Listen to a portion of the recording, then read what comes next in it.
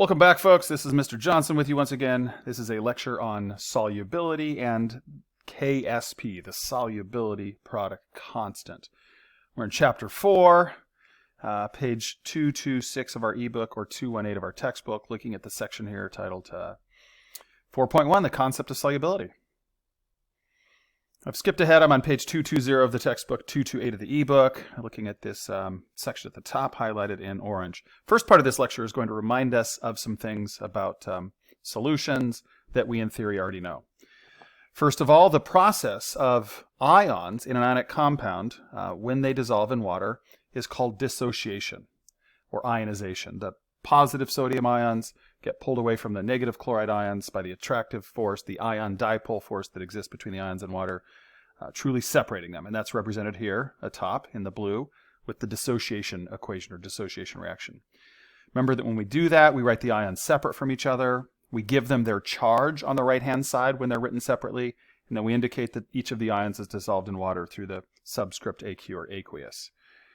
Notice that on the left-hand side, there's only one sodium ion and one chloride ion in that substance, and that's why there's not a coefficient in front of either, or there's a coefficient of 1.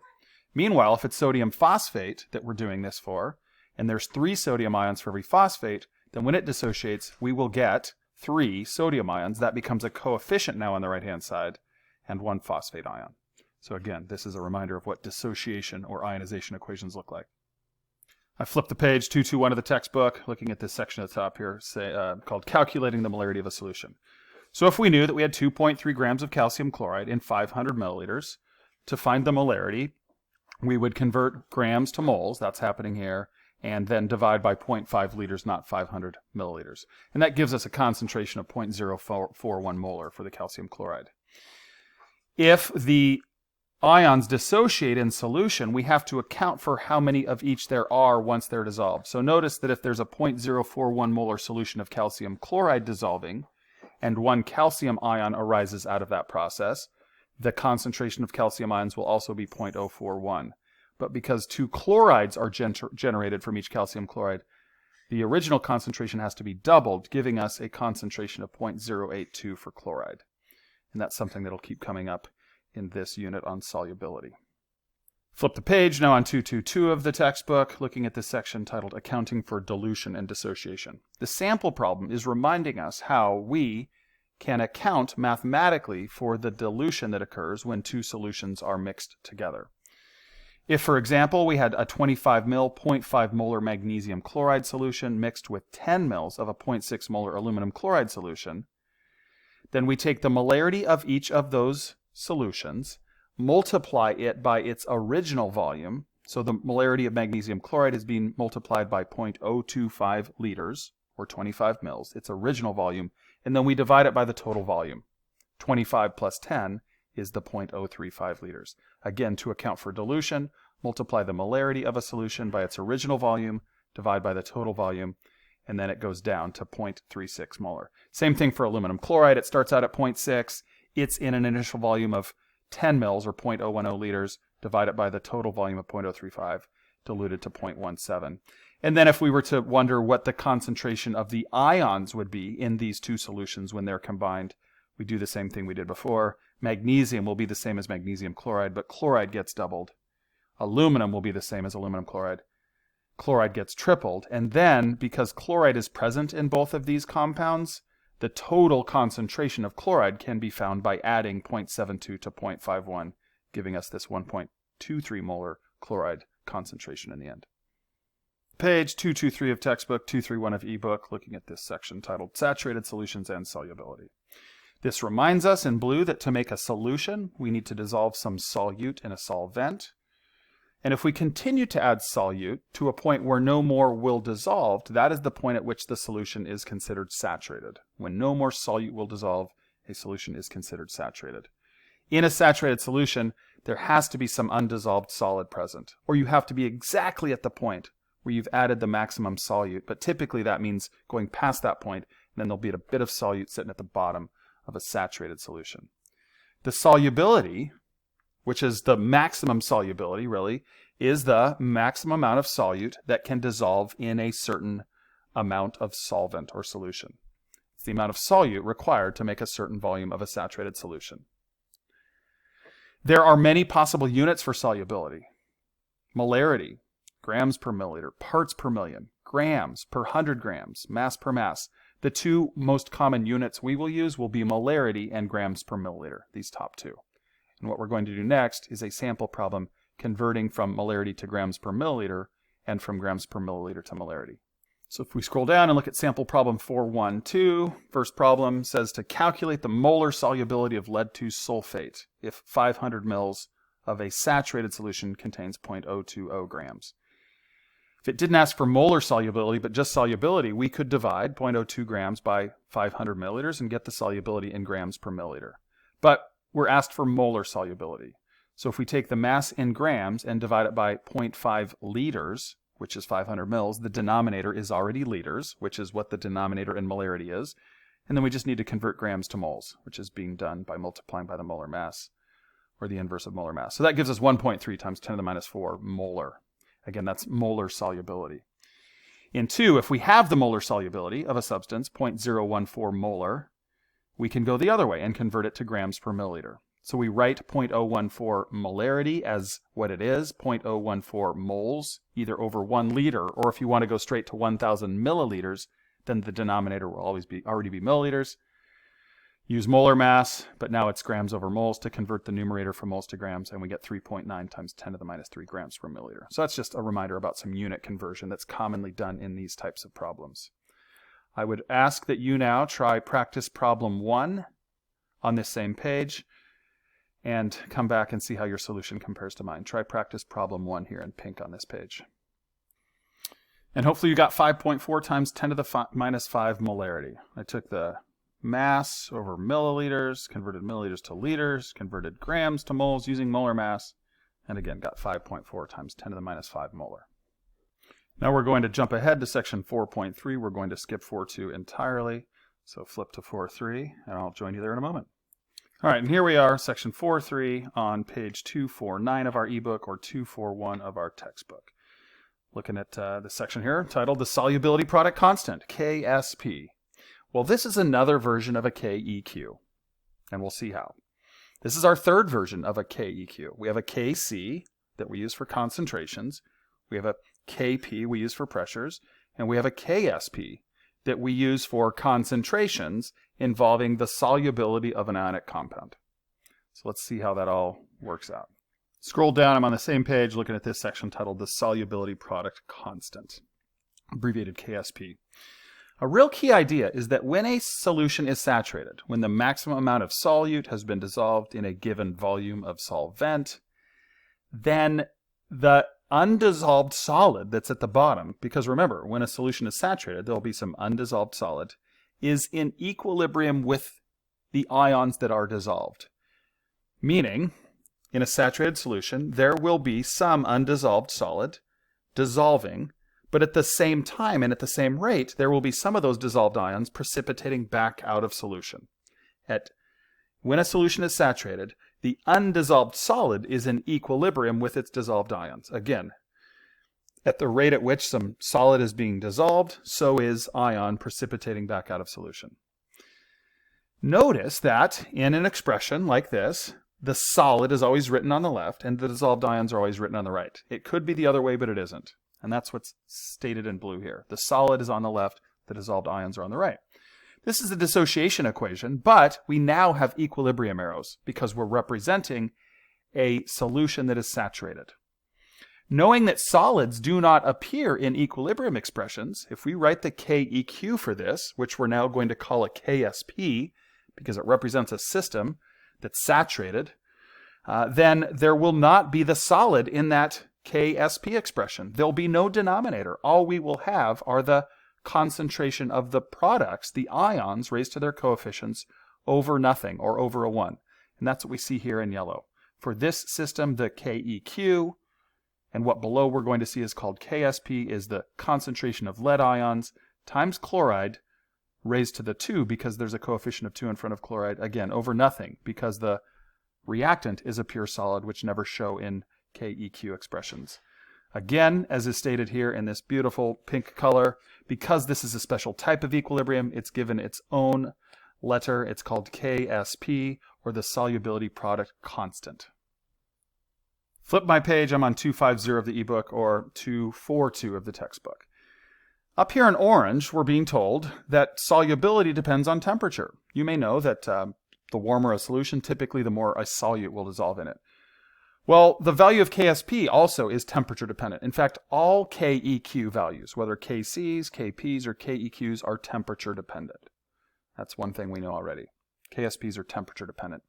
There's two ways that the solubility of a substance can be described, and we've revealed those two ways to you. One is molar solubility, the number of moles of solute in a liter of solution that can dissolve. That's the maximum solubility. But Ksp also expresses that. But it expresses it through the product of the concentration of the ions when the solution is saturated. So there's two different ways to express solubility, and we can go between the two, which is what we're about to do. To go between molar solubility and Ksp, or the other way. But before we do that, we're going to take a look at this quick check here on this same page. I'd like you to try quick check 1 and 2, and if you want to just do 1A, 1B, and 2, that's fine, but do quick check 1 and 2 to practice one of the skills we've just acquired. Pause the video, come on back when you're done, and see how your solution compares to mine. Again, quick check 1 and 2, and if you want to just do A and B, that would be fine. Of course, we needed our ion sheet, or to memorize the charges of ions, to write the formulas of all these. We've got strontium carbonate here, magnesium hydroxide here, and calcium phosphate here. Oops, forgot to put an S. Whew. I don't write well under pressure, S there. So that'll dissociate into Sr2 plus ions that are aqueous and CO3 2 minus ions that are aqueous. Both of them have a coefficient of 1 or no coefficient. Ksp will be those ions in brackets, raised to no exponent. Again, no denominator because solids don't show up.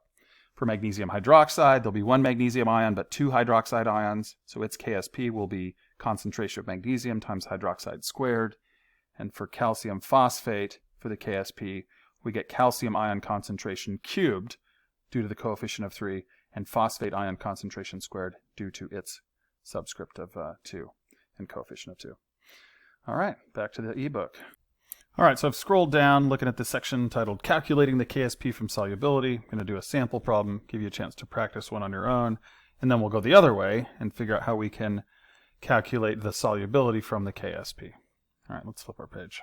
All right, and here we are on page 251 of the ebook, or 243 of the textbook, looking at sample problem 431A, calculating Ksp from solubility. So it's giving us a molar solubility for calcium sulfate at 8.4 times 10 to the minus 3. That's the maximum number of moles in a liter of calcium sulfate that will dissolve at a particular temperature. It's often 25 degrees Celsius, and we're supposed to calculate the Ksp. So the first thing we want to do is write the dissociation equation, showing calcium sulfate separating into its ions. Because there's one of each ion in this compound, the molarity of each ion will be the molarity of the compound, or the molar solubility of the compound. The next thing we do is write the Ksp expression, which is the product of the two ion concentrations. Neither are raised to an exponent because neither has a coefficient. And once again, remember, there isn't a denominator because the solid will never show up in the Ksp expression. We know each ion is a concentration of 8.4 times 10 to the minus 3 at its saturation point, so those get plugged into the Ksp expression. It's essentially 8.4 times 10 to the minus 3 squared, which is 7.1 times 10 to the minus 5. Ksps, like all equilibrium constants, are unitless. Well, on the same page, I've scrolled down. It's a very similar problem. I won't go through the whole solution with you. But the difference between this one and the one above is that this time we're given the solubility in grams per liter instead of in molarity. So the first step is to convert it to molarity, and that's what's shown here in orange. And then we can do the same thing we did above, write the dissociation equation, the Ksp expression, and then plug in the molarities of each of the ions in this one. One difference, though, and I did say I wouldn't walk through it, but here I am, is that this time chloride has a subscript of 2, therefore a coefficient in the dissociation equation on the right-hand side.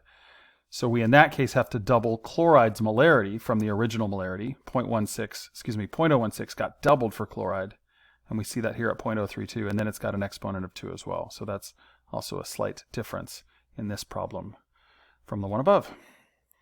I flipped my page. I'm on 244 of the textbook, 252 of the ebook, looking at these practice problems here in blue and in orange. I'm going to do the blue one with you, step by step, and then I'll encourage you to do the orange one here, B, on your own, and like normal, Pause the video while you're doing it, come back and see how your solution compares to mine. All right, so we've got calcium carbonate with a solubility of 6.1 times 10 to the minus 5 molarity. Remember, that's the maximum number of moles in a liter of calcium carbonate that can dissolve. It's a fairly low solubility. It's not a very soluble compound. First thing I do is write out the dissociation equation. CoCO3 solid is in equilibrium with its ions at saturation, which in all these problems is the case. Remember, they give the ions their charges and their phases. And there's just one of each ion. So the molarity of the calcium carbonate will be the molarity of both of those ions as well, because again, neither of them have a coefficient. So we write the Ksp expression. That's going to be equal to the product of the concentration of each of those two ions. Neither of them will have an exponent because neither of them have a coefficient. And because both of them are 6.1 times 10 to the minus 5, Ksp will be 6.1 times 10 to the minus 5 squared. And I go to my calculator, and I get 3.7 times 10 to the minus 9 for Ksp. Again, it's unitless. All Keq expressions, or values, are unitless. All right, so now give B a shot and come back and see how your answer compares to mine. And I got 1.9 times 10 to the minus 13. Again, Ksps and all Keqs are unitless. So I wrote the dissociation expression up above, MgOH sub 2, solid in equilibrium at its saturation point with the manganese ion and 2 hydroxide ions. Remember, there's the 2 in front of OH minus. Concentration of MgOH is 3.6 times 10 to the minus 5. Same with the manganese ion because there's one of them. And then I double that for hydroxide at 7.2 times 10 to the minus 5. Ksp expression is the concentration of the ions multiplied by each other raised to their coefficients. So we got manganese here in brackets, OH minus squared. So I plug in 3.6 times 10 to the minus 5 for manganese, 7.2 times 10 to the minus 5 squared for hydroxide, and that's my answer. All right, now we're going to go the other way. We're going to calculate solubility from Ksp. This is a table of solubility product constants at 25 degrees Celsius. Remember that the temperature affects the value of a Ksp, so it's important to know at what temperature the Ksp is valid for. And 25 degrees Celsius is the most common temperature that we find values valid for. Remember that Ksps are not concentrations. They represent the product of the ions at that saturated state raised to their coefficients. It's not the molar solubility. And if you scroll down this table, we see that they're in alphabetic order, and we've got quite a few salts here whose Ksps are provided for us. So if in a problem it seems like you need a Ksp and it's not given to you, you'll find it in table 431 for any problems in our book. So this is the same thing we did earlier, it's just backward. Let's look at how those steps play out. So we write out the dissociation expression for the salt that's in equilibrium with its ions at the saturation point. And notice that we've got letters here, S, S, and 2S. We're solving for this S. We're solving for the molar solubility of iron 2 hydroxide. Could have used an X, could have used a Y. Our book uses S's. That'll be the same value as the iron ion because we know that it dissociates into one ion and they're equal. And then the hydroxide will be twice S or twice X. And we've seen that come into play with numbers a bit ago. Then, like last time, we write the Ksp expression. So we've got iron, 2 plus, times hydroxide, 1 minus squared. And then from the table on the prior page, we get the Ksp for iron 2 hydroxide, which is published at 4.9 times 10 to the minus 17, and set it equal now to the iron's concentration, S in this case, times hydroxide, 2S squared. The entirety of 2S is squared. It'll ultimately be 4S squared, because the 2 gets squared and the S. So if it's 4S squared times S, it's ultimately on the right-hand side 4S cubed. And that will always be true for any salt that has 3 total ions in it. It'll always be 4S cubed, and you'll see that showing up. So we then divide both sides by 4 and take the cube root of both sides and get 2.3 times 10 to the minus 6 molar, which is the molar concentration of iron 2 hydroxide, and it would be the concentration of iron ions when that solution is saturated. If we were asked for what the molar concentration of hydroxide is at the saturation point, we would double this final answer for hydroxide. I flipped my page, looking at practice problem 432 on page 247 of the textbook, 255 of the ebook. And in pink here is 1B. So please try 1B on your own using the same steps we just looked at. Come on back when you're done.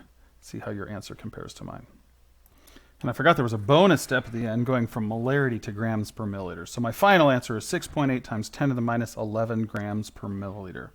I started by writing the dissociation expression for this substance when it's saturated, when it's in equilibrium with its ions. I then wrote the Ksp expression. Neither of the ions had a coefficient, so neither has an exponent. If I say FeS is S, so are both of the ions because they both have a coefficient of 1. So I set the Ksp, which was 6 times 10 to the negative 19. I got that from table on prior page, equal to S squared. Took the square root of both sides and got 7.75 times 10 to the minus 10 molarity. Remember, we get molarities out of these brackets. Then I needed to go from molarity, which is moles per liter, to grams per milliliter. So I used the molar mass and 1,000 milliliters in a liter to get my final answer. And then if you scroll down at the bottom of this page, we see this equation for two salts. A salt that has only 2 ions in it, or a salt that has 3 ions in it. If the salt has only 2 ions in it, then the Ksp will always equal S squared. Every problem you do with a binary salt, Ksp will equal S squared. But for a ternary salt, where there's 3 ions, it will always equal 4S cubed, like we saw in the sample problem. So if you want to use this route to save you some time, you can. But if you want to solve them the way you saw me solve them with you a bit ago, that's going to work every time as well, and is arguably, conceptually, better founded anyways. That is it, folks. See you soon for a lecture on precipitation formation and the solubility product constant. Do something nice for yourself. You deserve it. Congratulations. Take care.